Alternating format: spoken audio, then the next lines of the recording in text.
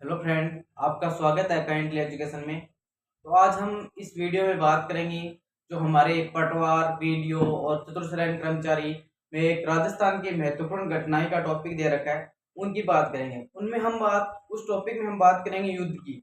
यानी युद्ध एक ऐसा टॉपिक है इन एग्जामों में कि एक क्वेश्चन आता रहता है। यानी इनमें कोई सन पूछ लेगा या किसके साथ हुआ था वो पूछ लेगा, कौन पहले कौन बाद में। इस प्रकार से एक युद्ध से एक क्वेश्चन आने की संभावना 100% होती है। तो आज हम बात करेंगे जो हमारे महत्वपूर्ण युद्ध है ना, उनकी बात करेंगे। मध्य भारत, मध्य राजस्थान के और आधुनिक राजस्थान के, दोनों की जो हमारे मॉडर्न और एंशिएंट हिस्ट्री, मिडिवल हिस्ट्री में जितने भी जो युद्ध है उनकी बात करेंगे। तो आज हम युद्ध की बात करते हैं। तो युद्ध में हम पहले युद्ध की बात करेंगे, त्राइन का युद्ध। यानी हमारे सबसे पहले मध्यकालीन राजस्थान इतिहास में त्राइन का युद्ध मोस्ट इंपोर्टेंट माना जाता है। क्योंकि त्राइन का युद्ध कब हुआ था? ये त्राइन का युद्ध प्रथम त्राइन का युद्ध है। अगर आपको ये पूछ ले कि प्रथम त्राइन का युद्ध कब हुआ था, तो आपको याद रखना है 1191 ईस्वी में। यानी 1191 ईस्वी में त्राइन का प्रथम युद्ध हुआ था। अब ये बात याद रखनी है आपको, किन के बीच हुआ था? तो पृथ्वीराज चौहान तृतीय के बीच।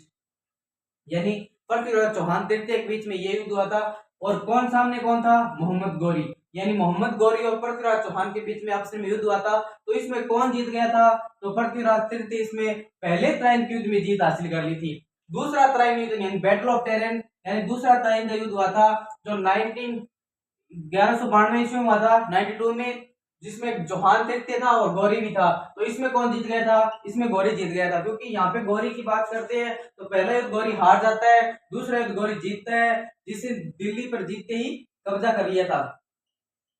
यानी दिल्ली पे जीत पा ली थी इन्होंने। यानी त्राइन का द्वितीय युद्ध कब हुआ था? 1192 ईस्वी में। और किन के बीच हुआ था? चौहान और मोहम्मद गौरी के बीच में। यहाँ पे मोहम्मद गौरी जैसे ही जीतता है और दिल्ली पे कब्जा कर देता है। यानी यहाँ पे दिल्ली का कब्जा करने वाले पृथ्वीराज चौहान को तृतीय को हार मिलती है, और हार मिलते ही यहाँ पे किसकी जीत हो जाती है?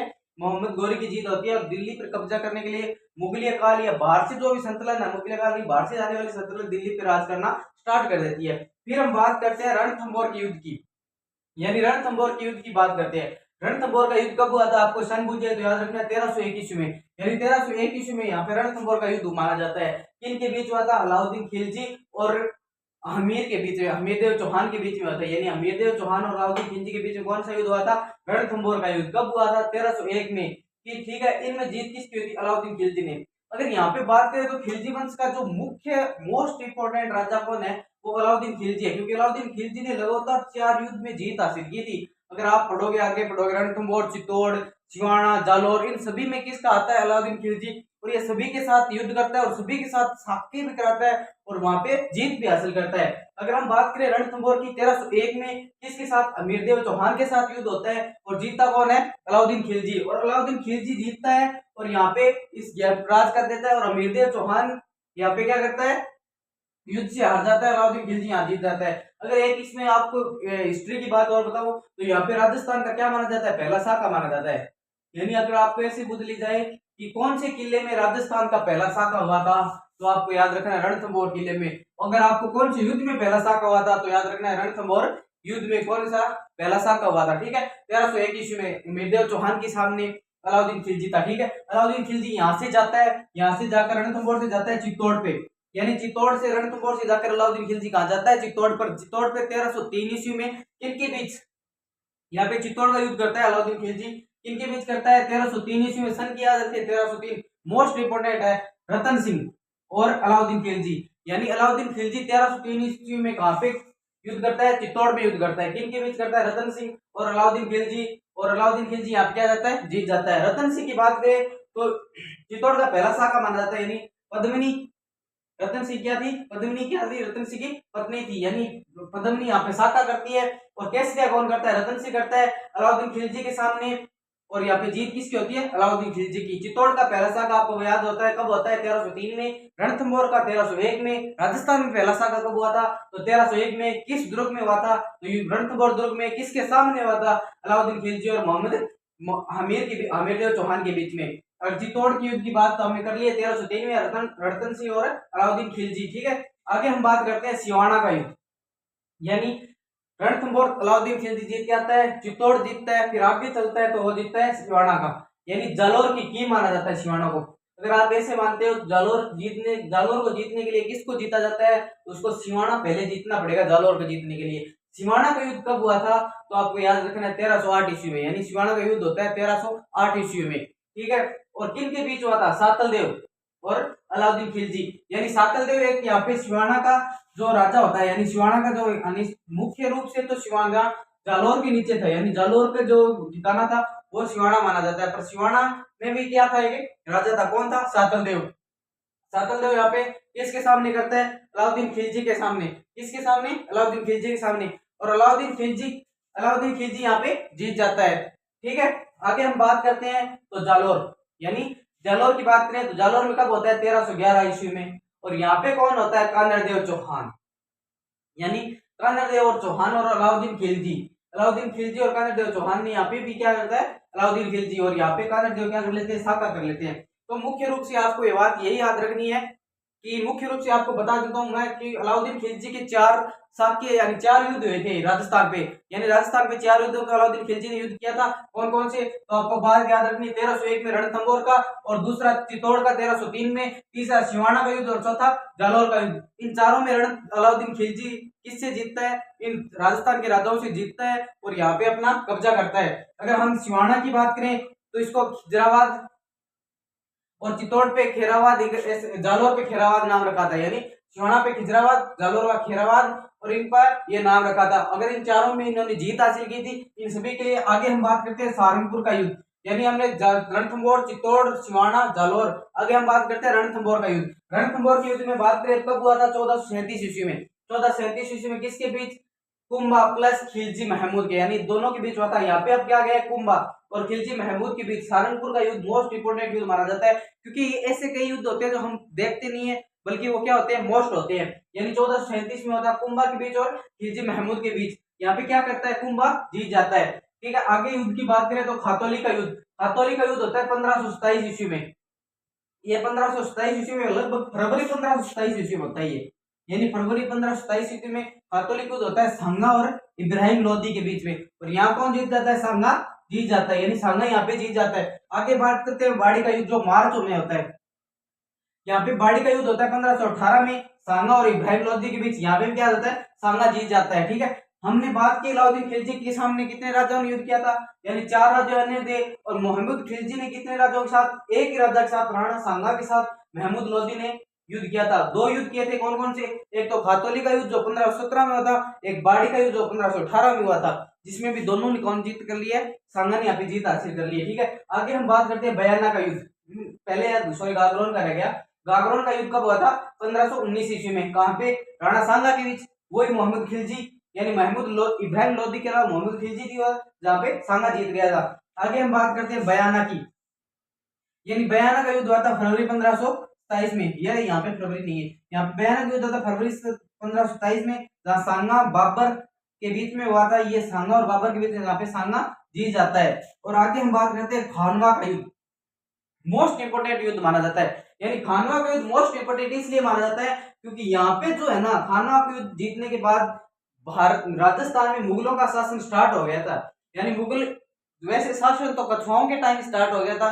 इन कछुआओं के टाइम में उन्होंने, बारमल ने अपनी बहन की शादी कर दी थी। बल्कि यहाँ से मोस्ट इंपोर्टेंट माना जाता है क्योंकि यहाँ पे अगर आप मेवाड़ के राजस्थान के राज्यों को अपने अधीन कर लोगे ना, तो आपके लगभग पूरा राजस्थान यानी पूरा राजस्थान राजपूताना आपके कंट्रोल में आ जाएगा। ये बात बाबर के सैनिकों ने उन्हें कही थी। बल्कि बाबर ने यहाँ पे युद्ध करना स्टार्ट किया था सांगा से। यानी सांगा पर बयाना के युद्ध में सांगा को हराया था। यानी बयाना के युद्ध में सांगा ने बाबर को हरा दिया था। फिर वो 1 महीने बाद तुरंत आ गया था खानवा के युद्ध में। यानी खानवा के युद्ध में आ गया था मार्च 1527 में, सांगा प्लस बाबर के युद्ध बीच में। तो यहाँ पे बाबर की क्या हो गई थी, जीत हो गई थी। और बाबर की जीत होते ही यहाँ पे मेवाड़ की गद्दी पे बाबर का राज धीरे धीरे स्टार्ट होने लगा था। यानी राज तो नहीं कहेंगे, बल्कि यहाँ पे सांगा को इन्होंने हरा दिया था और अपना जीत परचम लहरा दिया था, ठीक है। आगे हम बात करते हैं तो गिरिसिमिर का युद्ध की बात करें तो कब हुआ था, 1544 ईस्वी में। इनके बीच सहरसा सूरी प्लस मालदेव के बीच में। और यहाँ पे क्या जीत जाता है, सहरसा सूरी। यानी मालदेव है, कौन सा सबसे मालदेव है,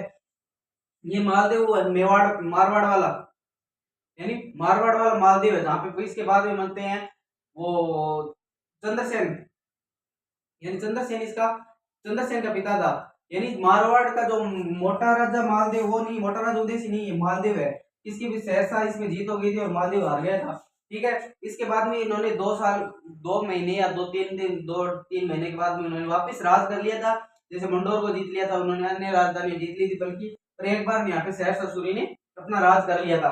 तो ये आपको इतने युद्ध करा दिए मैंने, यानी लगभग क्रिकेट से सभी सहम चल रही है, यानी एकदम सेम टू सेम, यानी 91 का है, 92 का है, 1301, 1303, 1308, 1311, 1400, यानी एक लाइन वाइज युद्ध लगभग कंप्लीट हो गए हमारे। जो लगभग कितने युद्ध कंप्लीट हो गए हैं, 13 युद्ध होते हैं, इन सभी के लाइन वाइज युद्ध हुए हैं। आगे हम जो बचे युद्ध उनकी बात करेंगे।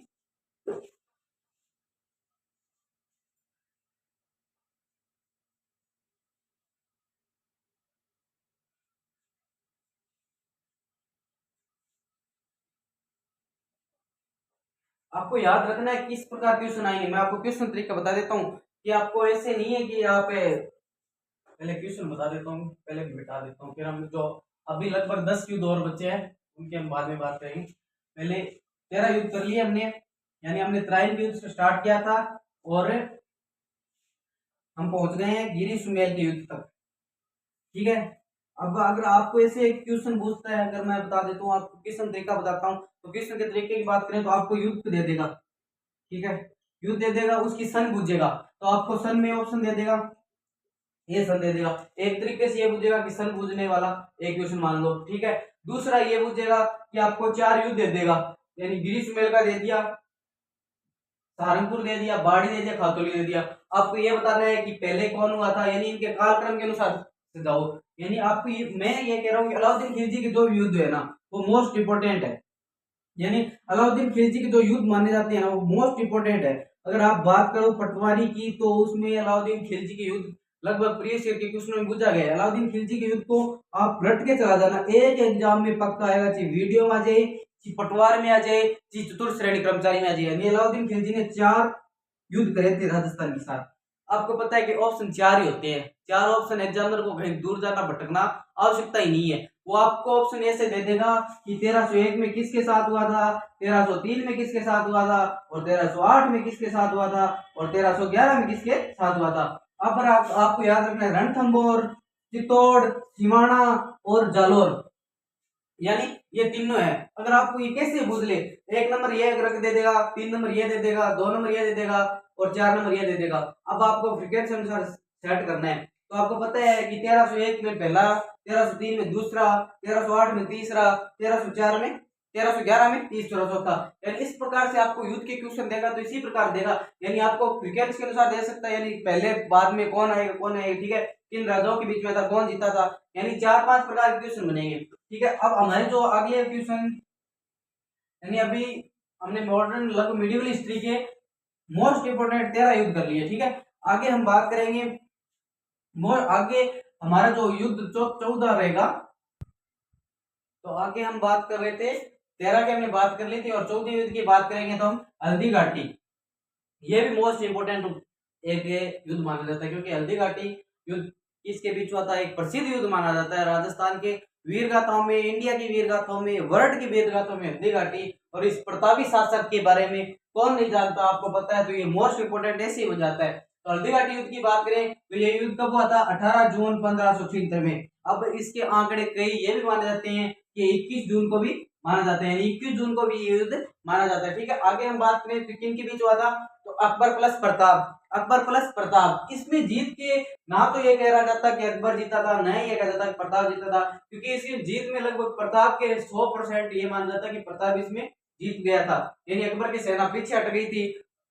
तो इस कारण इसमें प्रताप की सेनाओं की जीत के लिए माना जाता है ये प्रताप की सेना ने, यानी मेवाड़ की सेना ने जीत कर ली थी। यानी अकबर प्रताप, महाराणा प्रताप के 2 युद्ध मुख्य इंपोर्टेंट माने जाते हैं, एक तो हल्दी घाटी, दूसरा दिवेर का युद्ध। दिवेर का युद्ध तो ये माना जाता है कि महाराणा प्रताप के जो बेटे अमर सिंह थे ना उनकी याद में एक शानदार युद्ध माना जाता है, क्योंकि दिवेर का युद्ध कब हुआ था, 1582 ईस्वी में हुआ था। ठीक है, इनके बीच वही अकबर की सेना प्लस प्रताप, यानी प्रताप के बीच में, यानी प्रताप के जो सेनानायक थे वो तो अमर सिंह थे, यानी अमर सिंह ने यहाँ पे एक, अमर सिंह ने बहुत बड़ी युद्ध लड़ा था किसके साथ, अकबर की सेनाओं के लिए, और प्रताप की याद में ये युद्ध बहुत ही बढ़िया माना जाता है, यानी प्रताप ने यहाँ पे युद्ध ये जीत लिया था। ठीक है, यानी अमर सिंह के सेनापति था इसमें युद्ध में, और प्रताप ने ये युद्ध जीत लिया था। दिवेर का युद्ध इसमें, तो यहाँ दिवेर के लिए क्लियर बात थी कि प्रताप ने जीत कर ली थी अकबर की सेनाओं से। ठीक है, आगे हम बात करते हैं, ये तो मिडिवल हिस्ट्री के मोस्ट इंपोर्टेंट है युद्ध माने जाते हैं। अकबर के आपको दो याद रखने मानना पड़ेगा, दो युद्ध है। और पीछे हमने बात की सांगा की बात की, कुंभा की बात की, अलाउद्दीन खिलजी की जो साथ बात की, और पहले हम त्राइन युद्ध की बात कर रहे थे। आगे हम बात करेंगे तो इसमें आता है कछुआओं के राज के लिए जाजाऊ का युद्ध, यानी ये भी मोस्ट इंपोर्टेंट युद्ध माना जाता है। यानी जाजाऊ का युद्ध किसके बीच हुआ था? 1707 में युद्ध हुआ था, यानी जाजाऊ के बीच में। अब यहाँ पे मुगल बादशाहों के लिए औरंगजेब की यहाँ पे मृत्यु हो गई थी 1707 में, आपको पता है। ठीक है, औरंगजेब की मृत्यु के बाद यहाँ पे जो आगे मुगल बादशाह ये थे कि जिसको आपस में भाई भाई लड़ते थे, अगर जो भाई तेज रहता था वो अगला राजा बनेगा। यानी यहाँ पे आजम और मुअज्जम ये औरंगजेब के दो बेटे थे, यानी आजम और मुअज्जम ये दो औरंगजेब के बेटे थे। उनमें औरंगजेब का आजम बेटा था, उसके साथ साथ था जय सिंह, और मुअज्जम के साथ था विजय सिंह। यानी ये दोनों आपस में युद्ध करते हैं। अगर इस युद्ध को ये पढ़ना इसलिए इंपॉर्टेंट हो जाता है आपके लिए कि राजस्थान हिस्ट्री में, क्योंकि इसमें राजस्थान राजाओं का हाथ माना जाता है। राजस्थान राजाओं ने इसके साथ लड़ाई की थी। यानी जाजाऊ का युद्ध 1707 में हुआ था, किनके बीच? आजम और मुअज्जम के बीच। यहाँ पे कौन जीता था? मुअज्जम जीता था, जिन्हें आगे जाके बादशाह की उपाधि धारण कर ली थी। और मुअज्जम का साथ देने वाला कौन था? तो विजय सिंह था। विजय सिंह को एक टाइम में इसने मुअज्जम ने जैसे ही राजा बनता है दिल्ली का, तो उन्होंने यहाँ पे आमेर का इसने राजा घोषित कर दिया था। यानी विजय सिंह को यहाँ पे राजा से पद से हटा दिया था। यानी इनका साथ देने से विजय सिंह एक बार राजा भी बना था। ठीक है, यानी ये तो युद्ध मुख्य इंपोर्टेंट युद्ध माने जाते हैं। आपको याद रखना, हल्दी घाटी, दिवेर, जाजाऊ का युद्ध कब हुआ था? 1707 में हुआ था। एक ये मोस्ट इंपोर्टेंट याद रखना, ये है हुड्डा सम्मेलन। यानी एक ये संगठन तैयार करने वाली रणनीति थी, यानी जिसमें मेवाड़, जयपुर, मारवाड़ इन राजाओं की, सुल्तान, देवड़ा, सिरोही के जो राजा थे, उन सभी के बीच में ये एक संगठन बनाया था, जिसने हुड्डा सम्मेलन माना जाता है। यानी ये मराठाओं के सामने, यानी मराठाओं को जो अपने लूटपाट कर रहे थे उनके खिलाफ जो संगठन बनाया था, जिसमें हुड्डा सम्मेलन माना जाता है। इसकी डेट याद रखना, ये 17 जुलाई 1734 में है। और अगर आपको ये पूछे तो ये जयपुर, मेवाड़, मारवाड़ यानी बीकानेर, ये मोस्ट इंपोर्टेंट जो चार रियासतें थी उनके बारे में है। उनके दो प्लस किनके बीच हुआ था? मराठों के सामना करने के लिए, यानी मराठे लूटमार कर रहे थे, उनको बचाने के लिए इन राजाओं ने एक सम्मेलन बनाया था। और ये सम्मेलन सक्सेस तो नहीं हुआ था, बल्कि ये सम्मेलन बनाया था, यानी 17 जुलाई 1734 में, आपको याद रखना है। आगे बात करते हैं तो ये दो मॉडर्न हिस्ट्री के मोस्ट इंपोर्टेंट युद्ध है, यानी 1857 की क्रांति आपके सिलेबस में। उस सिलेबस के अलावा 1857 की क्रांति के अलावा जो युद्ध के टॉपिक में बात कर रहा हूँ, तो ये दो युद्ध वहां से स्टार्ट कर दिए मैंने, यानी ये दो युद्ध यहाँ लेके आए, क्योंकि ये दो युद्ध है ना आपको 1857 क्रांति के साथ ही पढ़नी है, बल्कि युद्ध के टॉपिक में मैंने आपको कंबाइन करा दिया है। 1857 की क्रांति पढ़ेंगे तो अलग बात है, बल्कि युद्ध में आपके लगभग 19 युद्ध कराए मैंने। अगर एग्जाम में युद्ध से क्वेश्चन पूछेगा ना, तो आप गारंटी मान लेना युद्ध से इस प्रकार से बात क्वेश्चन आएंगे, क्योंकि मैंने 19 युद्ध प्रीवियस ईयर के क्वेश्चन जितने भी युद्ध क्वेश्चन है उनमें सभी में इन्हीं युद्धों का जिक्र किया गया है, यानी अन्य युद्ध नहीं पूछा है उन्होंने। तो हम बात करते हैं दो मोस्ट युद्ध है ये, एक तो बिछोड़ा का युद्ध, ये कब हुआ था? 8 सितंबर 1857 में।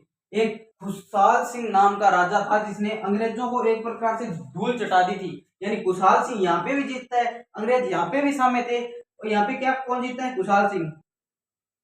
यानी ये कोटा का, यानी कोटा का शासक था, कोटा का राजा था खुशहाल सिंह, जिन्होंने जोधपुर की सेना, एरनपुरी छावनी के साथ उन्होंने एरनपुर छावनी के साथ मिलकर अंग्रेजों को क्या कर दी थी? धूल चटा दी थी। ठीक है, ये कौन सा? बिछोड़ा का युद्ध। आगे बात करते हैं चेलावास का युद्ध। चेलावास का युद्ध प्लस काला गोरा का युद्ध, इसे एक नाम और भी दिया जाता है, काला गोरा का युद्ध।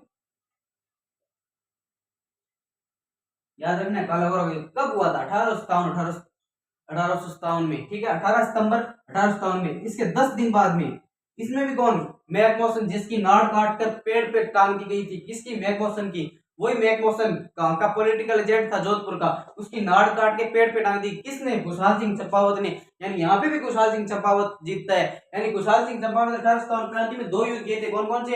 एक तो बिछोड़ा का युद्ध और एक चेलावास का युद्ध, जिसे काला गोरा का युद्ध भी कहा जाता है। कब किया था? 8 सितंबर 1857 में। कब किया था? 18 सितंबर 1857 में। इसलिए खुशहाल सिंह चंपावत ने दोनों युद्धों में अपने विजय हासिल की थी। अगर आपको ये पूछ रहे चेलावास के युद्ध में किसको पेड़ की नाड़ काट के टांग दी गई थी, यानी जिसकी नाड़ गर्दन काट कर पेड़ पे टांग दी गई थी, कौन था? मैकमोहसन था। कहाँ का पॉलिटिकल एजेंट था? जोधपुर का था। तो आपको मैंने लगभग 19 युद्ध कराए हैं, उन सभी युद्धों को आप राम नाम से देखना, उनकी सन याद करना, आप उनके कौन राजा किस किस में था, उन सभी की बात याद करना, यानी ठीक है। इनको आपको मैंने इतनी बारीकी से करा दी, यानी इनके अलावा कोई एग्जामिनर आपसे अलग तो पूछने वाला नहीं है। यानी इनकी सन पूछ लेगा, कौन काल से हुआ था वो पूछ लेगा, यानी इनकी तरीके से आप चलोगे, मैंने कराया इसी प्रकार पढ़ोगे, तो मुझे लगता है कि क्वेश्चन बाहर जाने की जरूरत है ही नहीं। फोर्थ ग्रेड के लिए तो आप मान के चलो ये रामबाण साबित हो सकता है। अगर फोर्थ ग्रेड में तो आप एग्जामिनर सीधा पूछेगा, क्योंकि वो नहीं जाएगा आपको कि कौन कौन सा है कौन कौन सा है। अगर आप पटवारी में वीडियो में बात करें तो उसमें एग्जामिनर थोड़ा सा आगे चलेगा, क्योंकि आपको ये दे देगा कि पहला युद्ध कौन सा हुआ था, उसको कालक्रम में सजाओ, या किसके समय हुआ था, कौन इसके सेनापति थे, कौन इसके साथ लड़ा था, कौन जीता था, कौन हारा था, वो स्टेटमेंट बना के भी दे सकता है। बल्कि फोर्थ ग्रेड में है ना, वो आपको सीधा पूछेगा। ठीक है, तो हम जो अब आगे आने वाले वीडियो है उसमें हमारी एक सीरीज तो पॉलिटी की ओर भी चल रही है, ठीक है, और एक हमारी मॉडर्न हिस्ट्री की ओर भी चलेगी। यानी हम आगे बात करेंगे एक एक प्रजामंडल आंदोलन के बारे में, तो उनकी बात, एक एक प्रजामंडल आंदोलन की बात करेंगे। ठीक है, तो आज के लिए ही इतना है। ठीक है, धन्यवाद।